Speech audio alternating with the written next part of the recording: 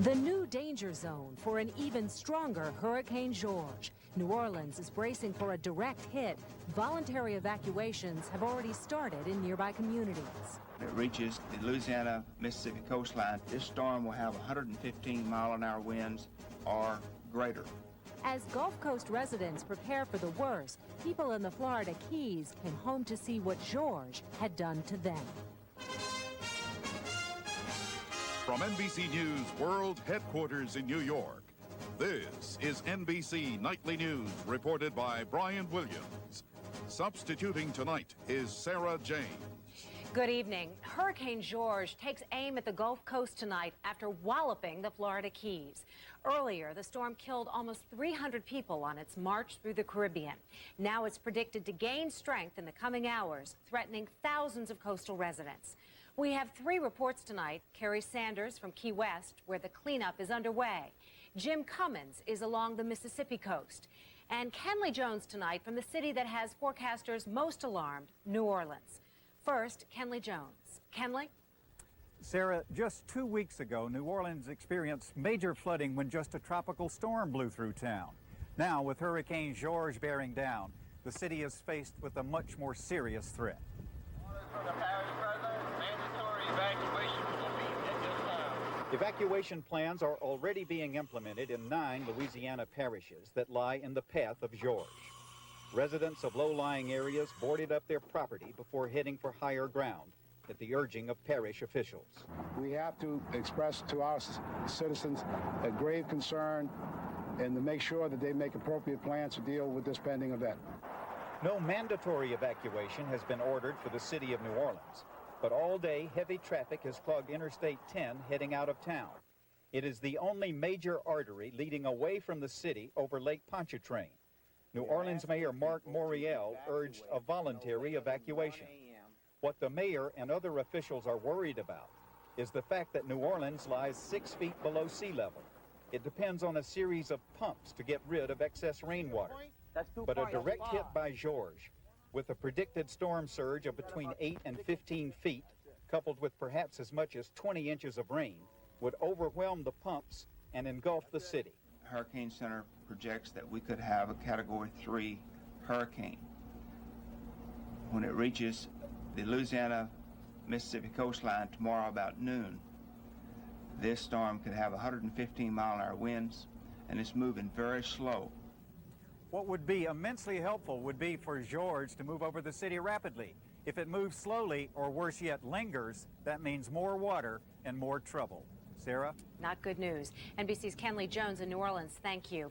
Now to NBC's Jim Cummins on the anxiety in other cities along the Gulf Coast. Good evening, Jim.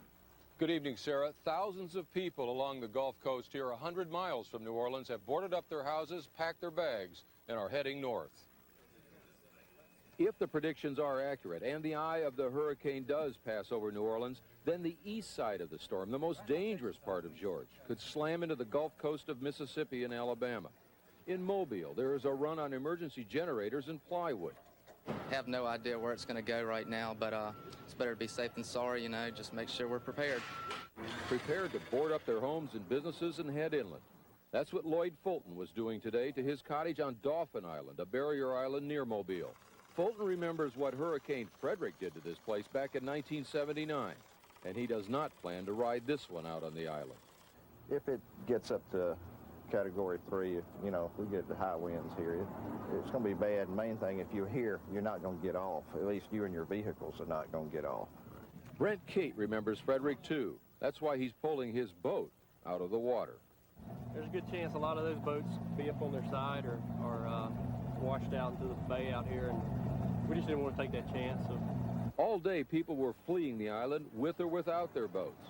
Artie Till was taking his freezer and a summer's worth of frozen fish because he doesn't have an emergency generator. And if the water gets high, we don't want our freezer to get messed up. We don't want to lose all what we worked hard this summer to catch. And the authorities are warning people here along the Gulf Coast from New Orleans to Alabama to leave, describing the situation as very dangerous. Sarah? NBC's Jim Cummins in Mississippi, thank you. NBC's Carrie Sanders was in Key West yesterday when George blew through. He is still there tonight. Carrie? Well, good evening. The good news, Hurricane George did not kill anyone in Florida. Tonight, state officials say it is still too early to put a dollar figure on how much damage George did to this part of the state. Hurricane George hammered the lower Florida Keys for more than 12 hours. Waterfront homes destroyed, boats battered. This one carried on the storm's tidal surge and left behind. You got a curfew till 7 in the morning. In Key West, a curfew remains in effect, but the locals are curious and aren't paying much attention. Barbara Bowers had never been through a hurricane. It's chaotic and it's a mess, but it wasn't as destructive to bodies and property as I thought it might have been. Generators are providing the only electricity in Key West tonight. I guess we're not going to have power for about a week. Danny Ramey cooked up what fresh food she had before it spoiled. Utility company officials say it'll be days before they restore power. Houseboat Row in Key West is now houseboat rubble. Did you stay on the boat during the hurricane? Nope, I'm not that dumb. Kevin Boswell called this home. I've been living here for 18 years, you know, and now it's gone. For those who left and now want to go home, a roadblock and frustration. We've been refugees since Tuesday. We're ready to get home and sort through our stuff. What's left after whoever is down there has picked through it. We're ready to pick up the pieces. There are some reports of minor looting, but police say they have that situation under control. Meantime, officials here say those roadblocks should be lifted sometime tomorrow afternoon. Sarah? Carrie, what about the people who had a more difficult time evacuating and hence might have more trouble coming back? Well, folks who didn't have cars, in particular, a group of 400 elderly folks who lived at a convalescent home. They had to spend the last 4 days at a makeshift shelter that was at the local jail, sleeping on the floor. Tonight, the good news is they're all back home. All right, I know they're happy about that. NBC's Carrie Sanders in Key West, thank you. Continuing coverage of the storm can be found on our website at msnbc.com. When NBC Nightly News continues in a moment, the tax cut proposal working its way through Congress, the prognosis is not good. And later in Focus, social science versus medical science when it comes to heroin addiction. Charlie, you know how we're always trying to find something to watch? Yeah. Well, now we can get Prime Star satellite TV installed for just $49. Oh. Hey, guys. Oh, no. Or we can get it installed on 2 TVs for just $99. Who asked you? $49 installed, Chuck. Sports here, movies there. Let's get it. Okay. He's gonna get it. All right. Prime Star, $49 on one TV, $99 on two. Call 1-800-PRIME-STAR or visit your local Radio Shack. I was born hungry, but I was born Italian. So that never happened again. Tonight, we had the perfect meal for us. The Olive Garden's never-ending pasta bowl. You pick any of their special pastas, and you get all the free refills you want.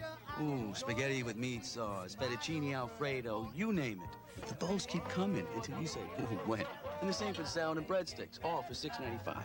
I'm gonna eat it all. That's cousin Al. Nobody's ever heard this guy say when. Love this place. The Olive Garden. When you're here, you're family. No more excuses. Zyban is here. Prescription medicine, only available from your doctor. Ask your doctor about Zyban or call 1-888-650-PILL to find out more. Zyban. Now you have another choice.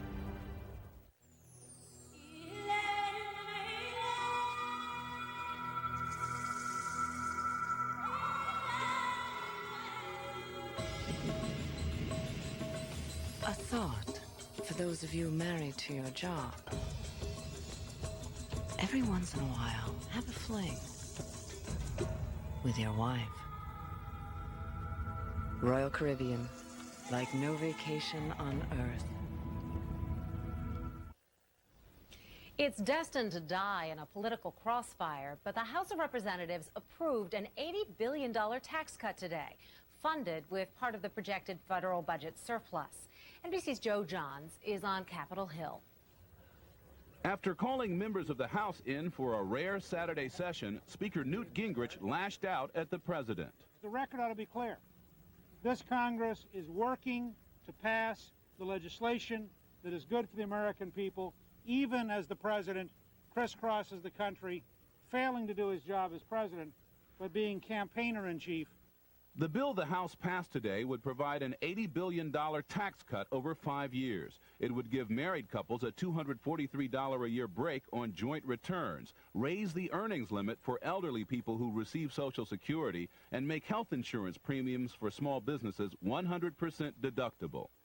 Today's House approval came despite a veto threat by the president. Congressional Democrats accused Republicans of election year maneuvering. Don't give in to cynicism today and irresponsibility and instant gratification and election year politics. Meanwhile, members of the House Judiciary Committee continued their review of still confidential documents from the Starr report. Polls show that despite the disclosures so far, most voters oppose impeachment. Republicans say the public doesn't have all the facts. Ultimately, the American people will make their judgment about the president based on the truth.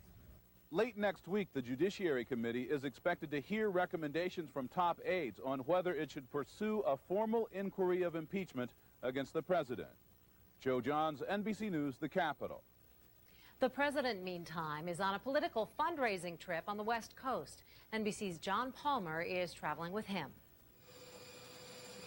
On this first trip to California since admitting his affair with Monica Lewinsky, Mr. Clinton has been greeted by scores of supporters as well as by boisterous anti-Clinton demonstrators calling for his resignation or impeachment.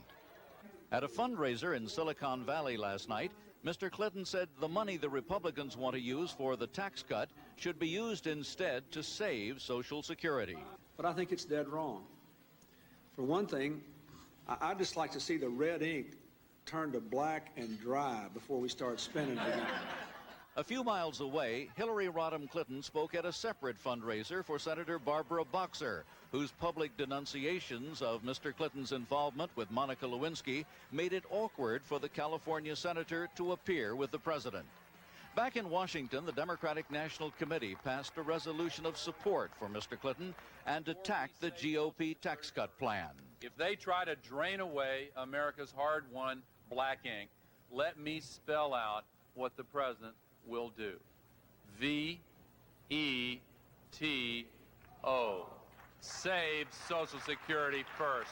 We will do it. White House aides described the president as invigorated and comfortable, at least for now, in disregarding impeachment threats to go on the attack against Republicans. And the White House stepped up attacks today, saying the more Speaker Gingrich has to do with the Clinton impeachment investigation, the more partisan it will be. John Palmer, NBC News, with the president in Southern California. And the president's troubles will be discussed in depth tomorrow on NBC's Meet the Press. Clinton advisor James Carville and former Republican presidential candidate Bob Dole are among Tim Russert's guests. When NBC Nightly News continues, a dispute over tactics in the war on drugs. The party of the first part did not intend for the party of the second. I should have used Preparation H. If you had, you wouldn't be suffering now. Preparation H helps stop itch and further irritation with a soothing layer of protection. I should have used Preparation H. Stops itch, stops irritation. I'm 64. Is there anything I can do to stop bone loss? Absolutely. Here's proof. In a landmark clinical study, Caltrate actually stopped bone loss in women at risk for osteoporosis, whatever your age. It's never too late for Caltrate. There's something new in St. John's Bay. Dark denim. It's the latest look in jeans, and St. John's Bay has it in styles from classic to carpenter. JCPenney, I love your style. Only at JCPenney. Do you experience vaginal dryness and need moisture? Vagisil Intimate Moisturizer is like bringing back your own natural moisture with natural aloe and soothing chamomile. Gentle enough to use every day. Vagisil Intimate Moisturizer. Nobody does it like you. Mrs. Adams was happy with her steam cleaner's revolving brush, and she accepted its manual hand nozzle until she saw Mrs. Stevens' Hoover Steam Vac Ultra. It's easy to fill, has a powered hand tool with 2 rotating brushes, plus 5 more brushes for professional results. It's turned steam cleaning upside down. Hoover, nobody Steam Vac Ultra. does it like you. Sunday, can the president get a deal with Congress? 3 wise men weigh in. Bob Dole, Howard Baker, and Leon Panetta. Plus Dianne Feinstein's first live interview on the crisis on Meet the Press. In focus this evening, the merits of methadone in helping heroin addicts live more normal lives. New York City is about to ban methadone at public clinics. Here's NBC's Pat Dawson. Each morning, Hansi Oppenheimer's day begins at this New York clinic with a small sip of freedom. I'm doing so well, you know, I mean, I have an apartment, I pay my rent, I have a daughter, I have a great relationship with her. I mean, if it wasn't for the methadone, I'd probably be dead now. Like thousands of heroin addicts, Oppenheimer has achieved a relatively ordered life with a daily dose of methadone, the synthetic drug that blocks heroin cravings. It's widely described as the most effective drug treatment ever devised. I'd say they're misinformed. But if New York Mayor Rudolph Giuliani has his way, the 2,000 methadone users treated in the city's public hospitals, and perhaps many more, will be taken off the drug, pushed toward abstinence.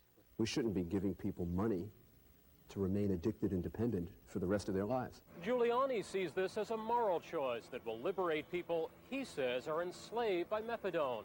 But this policy of tough love is at odds with what the vast majority of drug treatment experts believe, and 3 decades of scientific and medical evidence. It's about as sensible as saying that somebody that has a severe mental problem is being enslaved by the medications that he's being given by a physician. There isn't anybody in this country that believes America is doing a good job in fighting the problem of drug addiction. If anything, we've sustained it and continued it. And maybe it's because the experts don't have the answers. According to federal statistics, there are more than 800,000 heroin addicts in the United States. 115,000 are treated with methadone. The science of it is pretty conclusive. This is a valuable tool for the patient, their families, and the community. People like 81-year-old musician Jimmy Maxwell. Opening night in Moscow is like opening night on Broadway.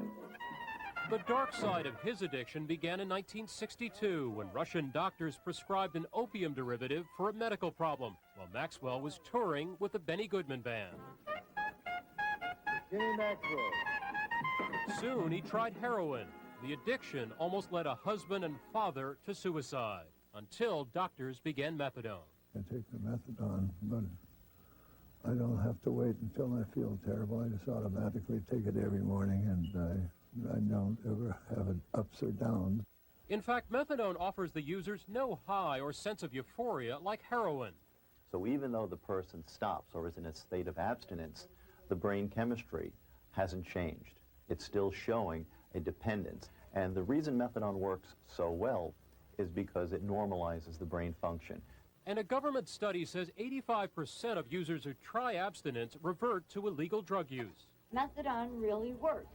Despite the public furor, Mayor Giuliani insists that treatment that leads to abstinence, like this residential group, is the best solution. 6 months I'm here. Tomorrow I have 4 months drug-free. But programs that practice abstinence are a costly, long-term investment in counseling, psychotherapy, and job placement. It's a gamble the evidence says is bucking the odds. Pat Dawson, NBC News, New York. When we continue, cancer survivors speaking out.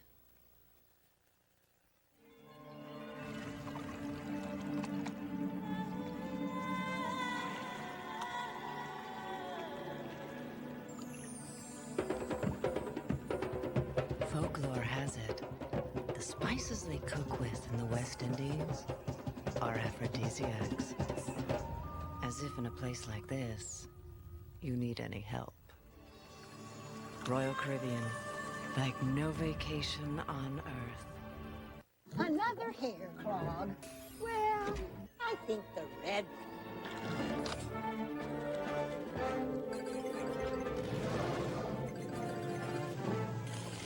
Drano Max, toughest on hairy clogs. Has frequent heartburn been a persistent problem for you?